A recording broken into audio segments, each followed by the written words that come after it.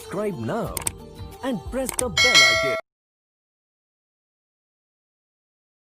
नमस्कार साथियों, पिछले अध्याय में हमने माइटोकॉन्ड्रिया पढ़ा था और माइटोकॉन्ड्रिया को कंप्लीट किया था।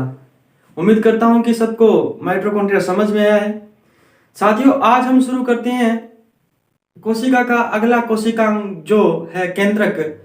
हम यहाँ पर सबसे पहले दोहरी झिल्ली युक्त कोशिकांग को पढ़ने जा रहे हैं। दोहरी झिल्ली युक्त कोशिकांग में सबसे पहले हमने माइटोकॉन्ड्रिया पढ़ा, आज हम पढ़ रहे हैं केंद्रक के बारे में।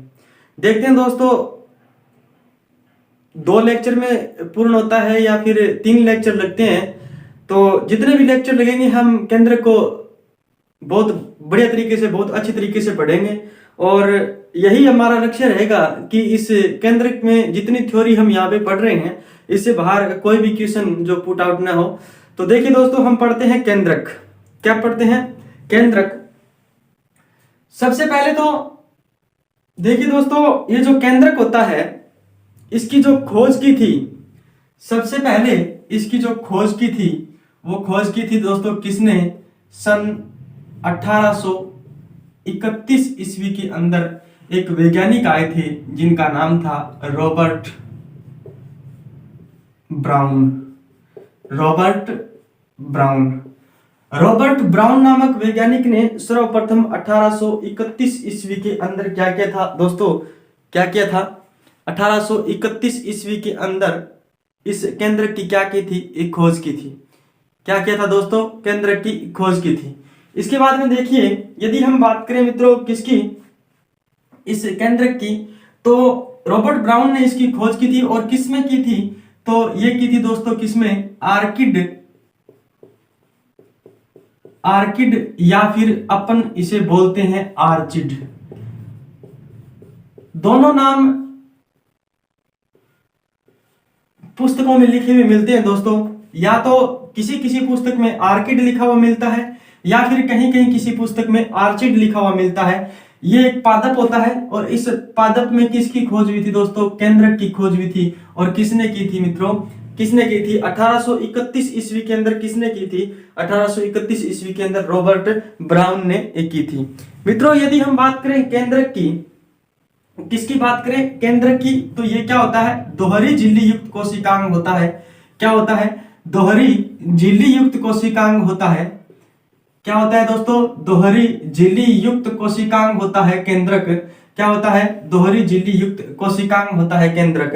दोस्तों, कोशिका का सर्वाधिक महत्वपूर्ण अंग है ये। क्या है? कोशिका का सर्वाधिक महत्वपूर्ण अंग है। सर्वाधिक महत्वपूर्ण अंग है कोशिका का। केंद्रक जो होता है दोस्तों, यह सर्वाधिक महत्वपूर्ण कोशिकांग है। कोशिका का क्या है? कोशिकांग है। क्योंकि कोशिका में जितनी भी उपापचयी क्रियाएं होती है, क्या होती है? उपापचयी जो क्रियाएं होती है या फिर अपन बोलते हैं जैव रासायनिक जो क्रियाएं होती है, क्या होती है? जैव रासायनिक जो क्रियाएं होती है दोस्तों, उन सभी क्रियाओं पर जो नियंत्रण करता है, जो सभी क्रियाओं पर क्या करता है? नियंत्रण करता है, वो कौन करता है दोस्तों? ये केंद्रक करता है। कौन करता है? केंद्रक करता है। और क्या करता है दोस्तों? ये नियंत्रण करता है किन पर? उपापचयी क्रियाएं और या फिर अपन बोल सकते हैं जैव रासायनिक क्रियाओं पर नियंत्रण कौन करता है? कौन करता है दोस्तों? ये केंद्रक करता है। इसलिए कोशिका का जो नियंत्रक होता है दोस्तों, कोशिका का नियंत्रक किसे कहा जाता है? इस केंद्रक को कहा जाता है। इसे क्या कहा जाता है दोस्तों? कोशिका का नियंत्रक कहा जाता है। क्या कहा जाता है? कोशिका का नियंत्रक। कोशिका का नियंत्रक। कोशिका का नियंत्रक किसे कहा जाता है? इस केंद्रक को कहा जाता है। देखिए दोस्तों, सर्वप्रथम सन 1831 ईस्वी के अंदर रॉबर्ट ब्राउन ने क्या किया था? आर्किड या फिर अपन बोल सकते हैं आर्चिड नामक एक पादप में केंद्रक की खोज की थी। किसने की थी? रॉबर्ट ब्राउन ने की थी। दोस्तों, ये जो केंद्रक होता है ये क्या होता है? दोहरी झिल्ली युक्त कोशिकांग होता है और कोशिका का सर्वाधिक महत्वपूर्ण कोशिकांग होता है केंद्रक। और ये जो क्या काम करता है दोस्तों? ये उपापचयी जो क्रियाएं होती है, एक कोशिका में जो उपापचयी क्रियाएं होती है या फिर अपन बोल सकते हैं जो जैव रासायनिक क्रियाएं होती है दोस्तों, उन सभी का क्या करता है? नियंत्रण करता है। इसलिए दोस्तों इसे किस नाम से जाना जाता है? कोशिका का नियंत्रक कहा जाता है। क्या कहा जाता है? कोशिका का नियंत्रक कहा जाता है। मित्रों, इस कोशिका का जो केंद्रक का जो अध्ययन है, क्या दोस्तों, इस केंद्रक का जो अध्ययन है, केंद्रक का अध्ययन, केंद्रक का जो अध्ययन है वो क्या कहलाता है? कैरियोलॉजी कहलाता है। क्या कहलाता है? कैरियोलॉजी कहलाता है। क्या कहलाता है दोस्तों? कैरियोलॉजी कहलाता है। इस केंद्रक का अध्ययन है वो क्या कहलाता है? कैरियोलॉजी कहलाता है। मित्रों, यदि हम बात करें केंद्रक की, तो सबसे पहले देखिए केंद्रक जो होता है उसका अध्ययन क्या कहलाता है? कैरियोलॉजी कहलाता है। आगे देखिए अपन बात करते हैं केंद्रक की। क्या केंद्रक की बात करते हैं। मित्रों, केंद्रक का जो आकार होता है, केंद्रक का जो आकार होता है, केंद्रक का जो आकार होता है वो कैसा होता है? या तो होता है मित्रों क्या गोलाकार होता है, क्या होता है? गोलाकार होता है, या फिर अंडाकार होता है। क्या होता है? एग शेप होता है, अंडाकार होता है। या फिर मित्रों कहीं कहीं ये रिबन के समान लंबा दिखाई देता है, रिबन के समान, रिबन के समान लंबा दिखाई देता है। और मित्रों कहीं कहीं ये क्या होता है? बहुखंडीय भी दिखाई देता है। किस प्रकार दिखाई देता है दोस्तों? बहुखंडीय रूप में दिखाई देता है। देखिए दोस्तों, इसका जो आकार होता है, इसका जो आकार होता है वो लगभग क्या होता है दोस्तों? गोलाकार या फिर अंडाकार होता है। लेकिन कभी कभी ये रिबन के समान लंबा या फिर बहुखंडीय रूप में दिखाई देता है। मित्रों, इसका जो आकार है, इसका जो आकार है वो देखिए दोस्तों, इसका जो आकार है वो केंद्रक द्रव्य, केंद्रक द्रव्य या फिर गुणसूत्रों पर निर्भर करता है। किस पर निर्भर करता है? केंद्रक द्रव्य या फिर गुणसूत्रों पर क्या करता है? निर्भर करता है, निर्भर करता है। मित्रों, यदि केंद्रक द्रव्य की मात्रा कम होगी और गुणसूत्रों की संख्या भी क्या होगी? कम होगी, तो केंद्रक का आकार क्या होता है दोस्तों? छोटा होता है। यदि केंद्रक द्रव्य की मात्रा अधिक होगी और गुणसूत्रों की भी मात्रा क्या होगी? अधिक होगी, तो केंद्रक का आकार क्या होता है मित्रों? बड़ा होता है और गोलाकार होता है। यदि हम बात करें केंद्रक की, तो दोस्तों ये जो केंद्रक होता है ये क्या होता है? कोशिका का सबसे बड़ा अंग होता है। कोशिका का सबसे जो बड़ा कोशिकांग होता है, सबसे बड़ा कोशिकांग, कोशिका का सबसे बड़ा जो कोशिकांग होता है वो कौन होता है? केंद्रक होता है। कौन होता है?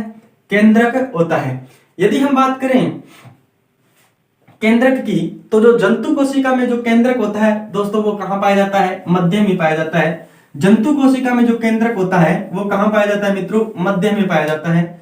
जंतु कोशिका में, जंतु जो कोशिका होती है, जंतु कोशिका जो होती है उसमें जो ये कहां पाया जाता है? मध्य में पाया जाता है। और पादप कोशिका के अंदर, पादप कोशिका में, कोशिका में यह किनारों पर पाया जाता है। पादप कोशिका में यह कहां पाया जाता है? किनारों पर पाया जाता है। जंतु कोशिका में ये कहां पाया जाता है साथियों? ये मध्य में पाया जाता है। लेकिन जो पादप कोशिकाएं होती हैं उनमें कहां पाया जाता है साथियों? ये किनारों पर पाया जाता है। क्यों? क्योंकि जो पादप कोशिकाएं होती हैं उनमें जो रिक्तिकाएं होती है, जो वैक्यूल्स होती है, रिक्तिकाएं जो होती हैं, या अपन बोल सकते हैं इसे रसधानियां जो होती है, उनका आकार क्या होता है साथियों? बहुत बड़ा होता है। उनका जो आकार, रसधानियों का जो आकार है, रसधानियों का जो आकार है वो बड़ा होता है। क्या होता है? बड़ा होता है। इस कारण जो ये केंद्रक है साथियों, ये कहां पर पाया जाता है? किनारों पर पाया जाता है। तो बीच में क्या पाई जाती है साथियों? ये जो पादप कोशिका के अंदर क्या पाई जाती है? रिक्तिकाएं, या फिर अपन बोल सकते हैं रसधानियां, या फिर अपन बोल सकते हैं क्या? वैक्यूल्स बोल सकते हैं। ये कहां पाई जाती है? पादप कोशिका में मध्य में पाई जाती है। और किनारों पर क्या पाई जाती है? केंद्रक पाया जाता है। मित्रों आगे देखिए, यदि हम बात करें केंद्रक की, यदि हम बात करें साथियों, स्तनधारी जो होते हैं, स्तनधारी जो होते हैं, स्तनधारियों की जो परिपक्व आरबीसी होती है, परिपक्व आरबीसी होती है, यानी जो लाल रुधिर कणिकाएं होती है, और एक होता है दोस्तों पादप कोशिकाएं, पादप कोशिकाओं में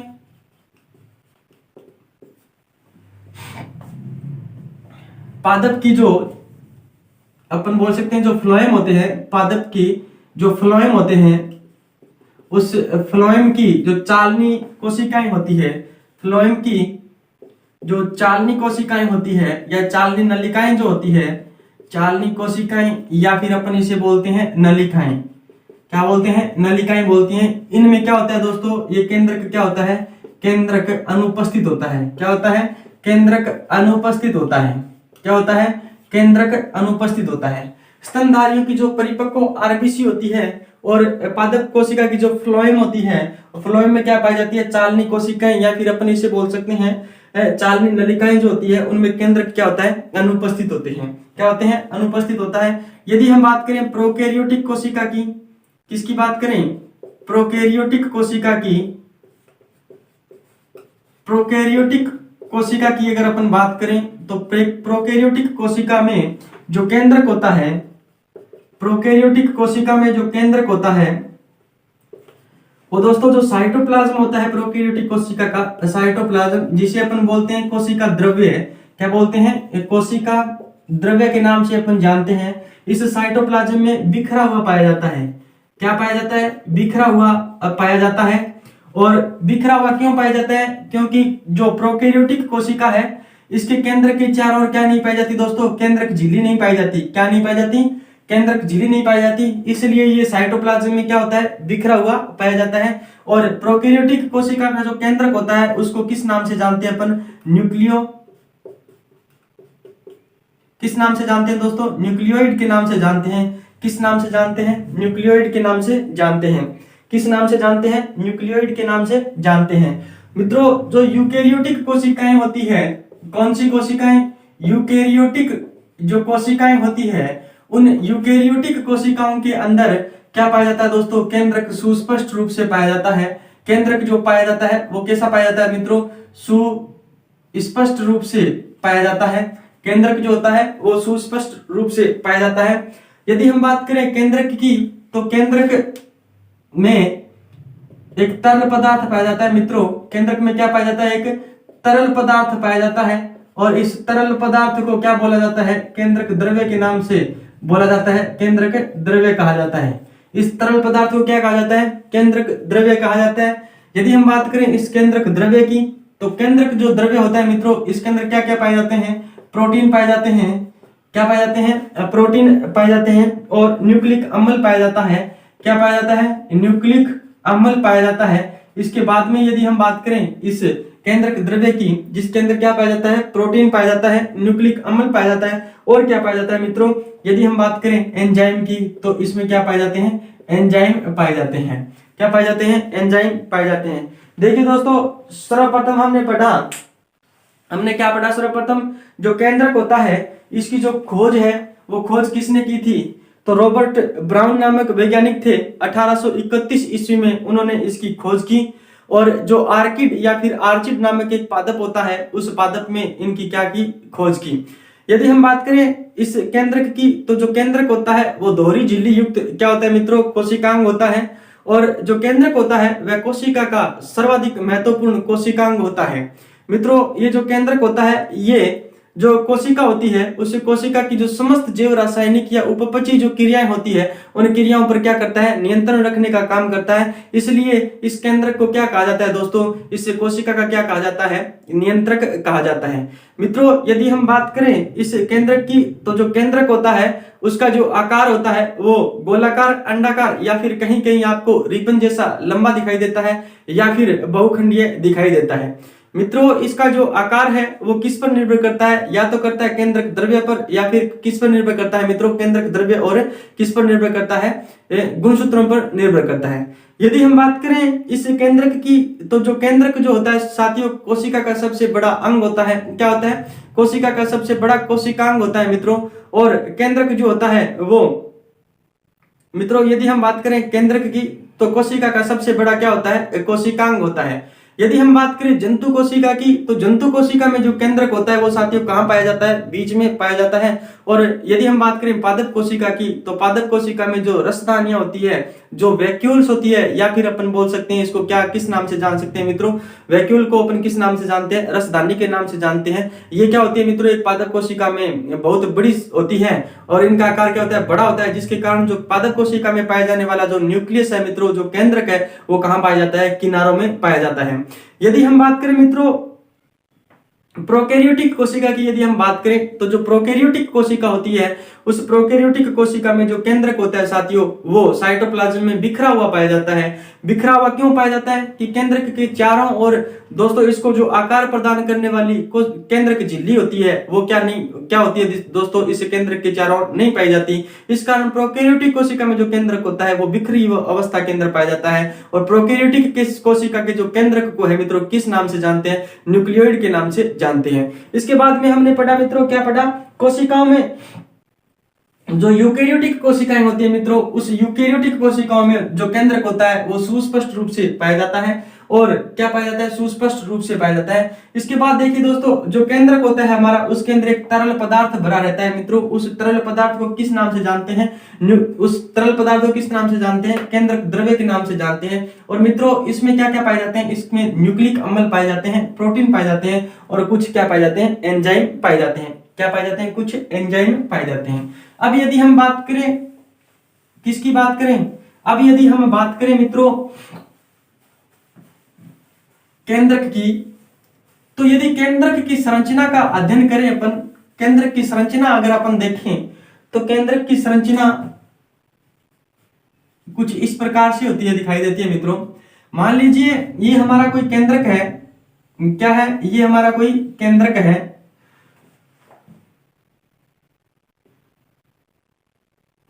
ये क्या है मित्रों? हमारा कोई केंद्रक है।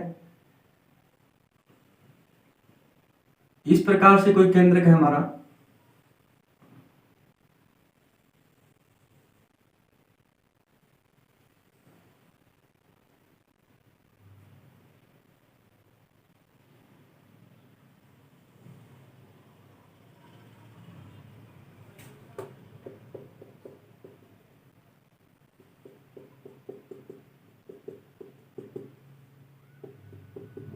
ये कोई हमारा है साथियों क्या? केंद्रक है मित्रों। यदि हम केंद्रक की बात करें तो इस केंद्रक में मुख्य रूप से हमें 4 भाग दिखाई देते हैं। कौन सा दिखाई देता है मित्रों? एक तो होता है कौन सा? केंद्रक झिल्ली। क्या होता है? केंद्रक झिल्ली। दूसरा जो हमें दिखाई देता है मित्रों वो होता है केंद्रक द्रव्य। कौन सा होता है? केंद्रक द्रव्य दिखाई देता है। क्या दिखाई देता है मित्रों? केंद्रक द्रव्य। और मित्रों क्या दिखाई देता है इसके अंदर? केंद्रिकाएं दिखाई देती है। क्या दिखाई देती है? केंद्रिकाएं दिखाई देती है। क्या दिखाई देती है? ये केंद्रिकाएं दिखाई देती है इस प्रकार से।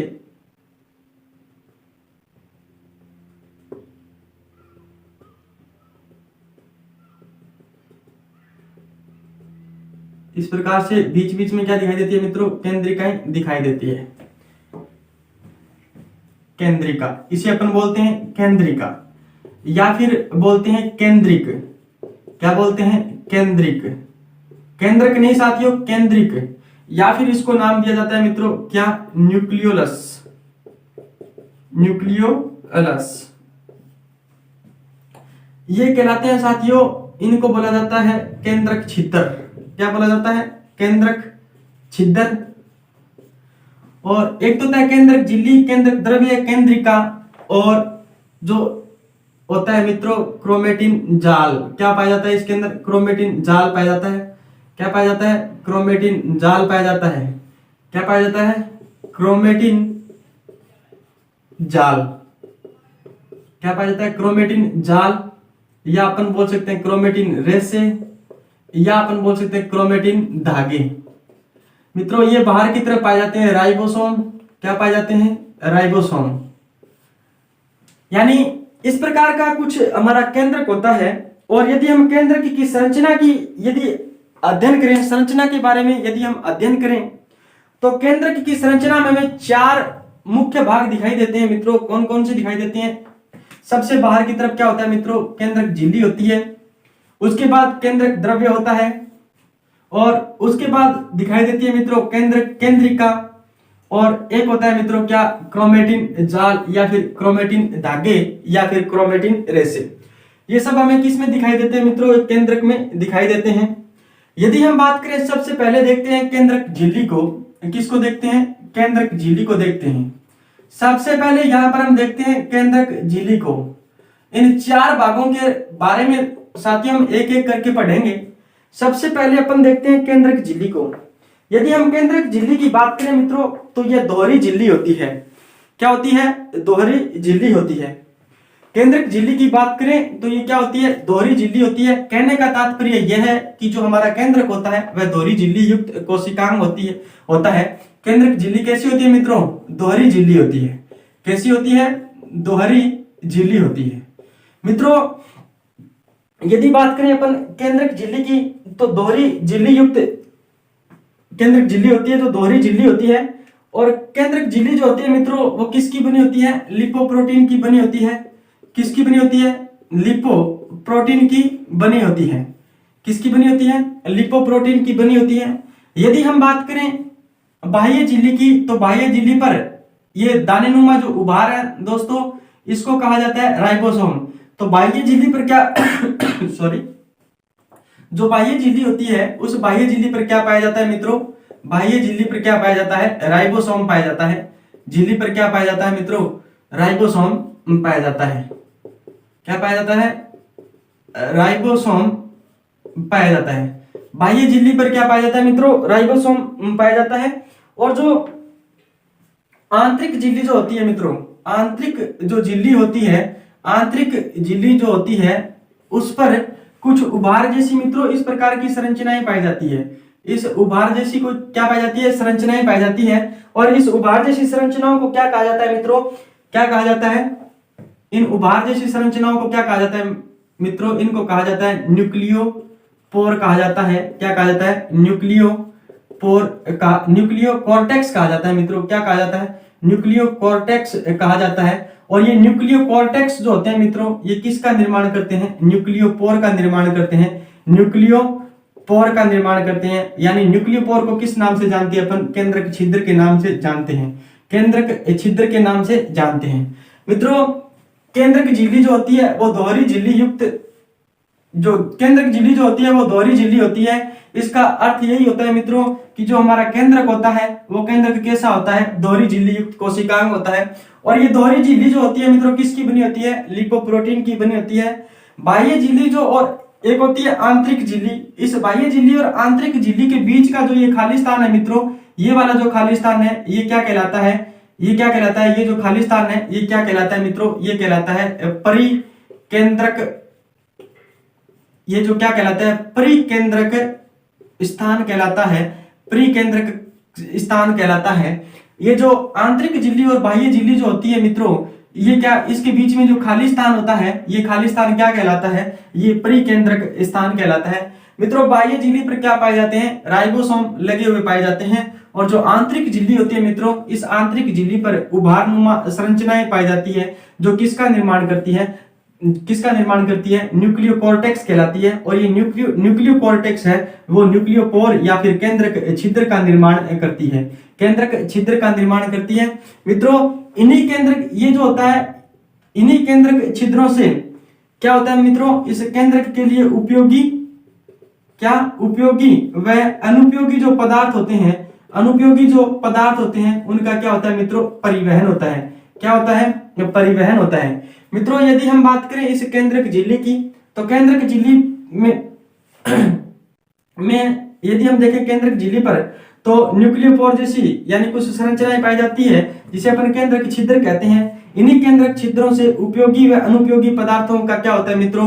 परिवहन होता है। यदि हम बात करें इस न्यूक्लियोपोर की बात करें मित्रों तो जो इसका आकार होता है, इसका जो आकार होता है वो कितना होता है? इसका जो आकार होता है वो 10 से लेकर के 100 नैनोमीटर तक होता है। कितना होता है? 10 से लेकर 100 नैनोमीटर तक का इसका क्या होता है? आकार होता है। कितना होता है? सॉरी 40 से लेकर के कितना होता है 40 से लेकर के 100 नैनोमीटर तक का इसका आकार होता है। मित्रों यदि हम बात करें केंद्रक झिल्ली की, तो केंद्रक झिल्ली क्या होती है, दोहरी झिल्ली होती है। जो हमारा केंद्रक होता है वो दोहरी झिल्ली युक्त एक कोशिकांग है। और मित्रों यदि हम बात करें इस केंद्रक झिल्ली की, तो ये किसकी बनी होती है, लिपोप्रोटीन की बनी होती है। किसकी बनी होती है, लिपोप्रोटीन की बनी होती है। और बाह्य झिल्ली और आंतरिक झिल्ली जो होती है, इसके बीच में जो खाली स्थान पाया जाता है मित्रों, इसको परिकेंद्रक स्थान कहा जाता है। बाह्य झिल्ली पर क्या पाए जाते हैं, राइबोसोम पाए जाते हैं। आंतरिक झिल्ली की जो भीतरी सतह होती है उस पर क्या पाया जाता है मित्रों, न्यूक्लियो कॉर्टेक्स पाया जाता है। और इस न्यूक्लियो कॉर्टेक्स को उभार जैसी जो संरचनाएं पाई जाती है, इसको क्या कहा जाता है मित्रों, न्यूक्लियो कॉर्टेक्स कहा जाता है। और ये न्यूक्लियो कॉर्टेक्स होता है वो आगे चलकर न्यूक्लियोपोर का निर्माण यानी न्यूक्लियोपोर का निर्माण यानी केंद्रक छिद्र का निर्माण करते हैं। और इसी केंद्रक छिद्रों से क्या होता है दोस्तों, केंद्रक के लिए जो उपयोगी व अनुपयोगी जो पदार्थ होते हैं उनका क्या होता है, परिवहन होता है। क्या होता है, परिवहन होता है। और ये जो न्यूक्लियोपोर होता है या फिर अपन बोल सकते हैं केंद्रक छिद्र जो होता है, इसका जो आकार होता है वो 40 से लेकर के 100 नैनोमीटर तक होता है। क्या होता है मित्रों, इस न्यूक्लियोपोर का जो आकार होता है वो 40 से लेकर के 100 नैनोमीटर तक का होता है। कितना होता है, 100 नैनोमीटर तक का होता है। तो मित्रों ये तो थी हमारी केंद्रक झिल्ली, क्या थी, केंद्रक झिल्ली थी। अब बात करते हैं अपन आगे वाले जो केंद्रक का भाग है वो है केंद्रक द्रव्य। क्या है, केंद्रक द्रव्य। चलते हैं मित्रों केंद्रक द्रव्य की ओर। मित्रों उम्मीद करता हूं कि जो समझाया हुआ है वो सब कुछ समझ में आ रहा है। और पीछे के जो एक दो लेक्चर को छोड़कर जिसमें क्वालिटी अच्छी नहीं है वो उनकी बात न करें तो आगे अपन करें बात अगले लेक्चर की। तो यही दुआ करता हूं सबसे कि मित्रों सबको समझ में आ रहा है, सबको लेक्चर अच्छा लग रहा है। यदि हम बात करें केंद्रक द्रव्य की, किसकी बात करें मित्रों, दूसरा भाग जो आता है केंद्रक की संरचना में, तो दूसरा भाग है केंद्रक द्रव्य। क्या है, केंद्रक द्रव्य। ये जो केंद्रक द्रव्य होता है मित्रों, ये क्या होता है, एक रंगहीन तरल पदार्थ है। क्या है, रंगहीन तरल पदार्थ है जो किसमें पाया जाता है मित्रों, केंद्रक तरल पदार्थ है जो केंद्रक झिल्ली के अंदर पाया जाता है। केंद्रक झिल्ली द्वारा क्या होता है मित्रों, घिरा रहता है। केंद्रक झिल्ली द्वारा क्या होता है मित्रों, घिरा रहता है। केंद्रक झिल्ली द्वारा घिरा रहता है। और केंद्रक झिल्ली द्वारा घिरे हुए इस तरल पदार्थ या फिर रंगहीन पदार्थ को किस नाम से जानते हैं अपन, केंद्रक द्रव्य के नाम से जानते हैं। किस नाम से जानते हैं, केंद्रक द्रव्य के नाम से जानते हैं। मित्रों इसे केंद्रक द्रव्य या फिर क्या कहा जाता है, न्यूक्लियोप्लाज्म कहा जाता है। क्या कहा जाता है, न्यूक्लियोप्लाज्म के नाम से अपन जानते हैं। किस नाम से जानते हैं, न्यूक्लियोप्लाज्म के नाम से जानते हैं। यदि हम बात करें इस न्यूक्लियोप्लाज्म की, तो इसके अंदर मित्रों कौन कौन से भाग पाए जाते हैं, इसके अंदर पाया जाता है केंद्रिका। क्या पाया जाता है, केंद्रिका, या फिर इसे अपन बोलते हैं केंद्रिक, या फिर इसे अपन बोलते हैं किस नाम से जानते हैं, किस नाम से जानते हैं मित्रों, इसको जानते हैं अपन न्यूक्लियोलस के नाम से जानते हैं। न्यूक्लियोलस के नाम से जानते हैं। किस नाम से जानते हैं, न्यूक्लियोलस के नाम से जानते हैं। और केंद्रिका, केंद्रिक या फिर न्यूक्लियोलस के नाम से जानते हैं। जो और इसके अंदर क्या क्या पाए जाते हैं मित्रों, और पाया जाता है इसके अंदर क्रोमेटिन धागे या फिर क्रोमेटिन जाल पाया जाता है। क्रोमेटिन धागे या फिर क्रोमेटिन जाल पाया जाता है। खनिज पदार्थ, प्रोटीन पाए जाते हैं मित्रों इसके अंदर। खनिज पदार्थ जो पाया जाता है, खनिज पदार्थ और प्रोटीन और मित्रों फास्फेट। और क्या पाया जाता है मित्रों इसके अंदर, और पाया जाता है साथियों आरएनए और राइबोज। इसके अंदर राइबोसोम इसके अंदर क्या होते हैं मित्रों, पाए जाते हैं। क्या होते हैं, राइबोसोम इसके अंदर पाए जाते हैं। मित्रों जो केंद्रक होता है उसके अंदर केंद्रक द्रव्य पाया जाता है। और केंद्रक द्रव्य क्या है मित्रों, एक रंगीन तरल पदार्थ है जो केंद्रक झिल्ली द्वारा क्या होता है मित्रों, घिरा रहता है। इसको केंद्रक को न्यूक्लियोप्लाज्म के नाम से अपन, केंद्रक द्रव्य को न्यूक्लियोप्लाज्म के नाम से जानते हैं। मित्रों इसके अंदर केंद्रिका या फिर केंद्रिक जिसे अपन बोलते हैं, या फिर अपन बोलते हैं न्यूक्लियोलस। याद रखना मित्रों, केंद्रिक और ये जो केंद्रक है ये शब्द अलग अलग हैं। इनका दोनों का शब्द अर्थ जो होता है वो अलग अलग होता है। केंद्रिका या फिर अपन बोल सकते हैं इसको केंद्रिक, और इसको अपन बोल सकते हैं न्यूक्लियोलस के नाम से भी अपन जानते हैं। ये सब किस में पाया जाता है मित्रों, इसके अंदर द्रव्य के अंदर पाया जाता है। क्रोमेटिन धागे या फिर क्रोमेटिन जाल जो होता है, क्रोमेटिन रेशे होते हैं, वो भी किसके अंदर पाया जाता है? इस केंद्रक द्रव्य के अंदर पाया जाता है। खनिज पदार्थ, प्रोटीन, फॉस्फेट और आरएनए तथा राइबोसोम भी किस में पाया जाता है मित्रों? इस केंद्रक के अंदर पाया जाता है। उम्मीद करता हूं कि यहां तक जो बताया है वो सब कुछ समझ में आया है मित्रों। आगे का जो पार्ट है वो है केंद्रिका। तीसरा जो भाग है मित्रों, केंद्रिका। क्या है? केंद्रिका, या फिर अपन बोलते हैं केंद्रिक। क्या बोलते हैं? केंद्रिक, या फिर बोलते हैं मित्रों न्यूक्लियोलस। क्या बोलते हैं? न्यूक्लियोलस। ये पार्ट हम पढ़ेंगे कल। कब पढ़ेंगे? कल पढ़ेंगे मित्रों। तो साथियों, दुआ करता हूं सभी से, यही उम्मीद करता हूं कि वीडियो जो पढ़ाया है वो सब कुछ समझ में आया। मित्रों, सबसे एक रिक्वेस्ट है, सभी स्टूडेंट से, सभी भाई लोगों से रिक्वेस्ट है कि वीडियो को ज्यादा से ज्यादा शेयर करें दोस्तों। वीडियो को ज्यादा से ज्यादा देखें, वीडियो को लास्ट तक देखें मित्रों। आपको जो कंटेंट दिया जा रहा है वो बहुत अच्छा कंटेंट है, आप एक बार पढ़कर देखें मित्रों। ये 2nd ग्रेड तक की जो बायोलॉजी है वो कवर करवाता है। आप एक बार पढ़ के देखें और फिर आप कमेंट बॉक्स में बताइए कि क्या कमी है, या फिर आपके योग्य जो साइंस है वो मैं नहीं पढ़ा रहा। ये सब कुछ आप मुझे बताएं। साथियों, बहुत अच्छा कंटेंट है, आपको ऐसा कंटेंट शायद ही कहीं मिले। तो दुआ करता हूं कि आप ज्यादा से ज्यादा शेयर करोगे, ज्यादा से ज्यादा चैनल को सब्सक्राइब करोगे और मित्रों ज्यादा से ज्यादा लाइक करोगे। जय हिंद।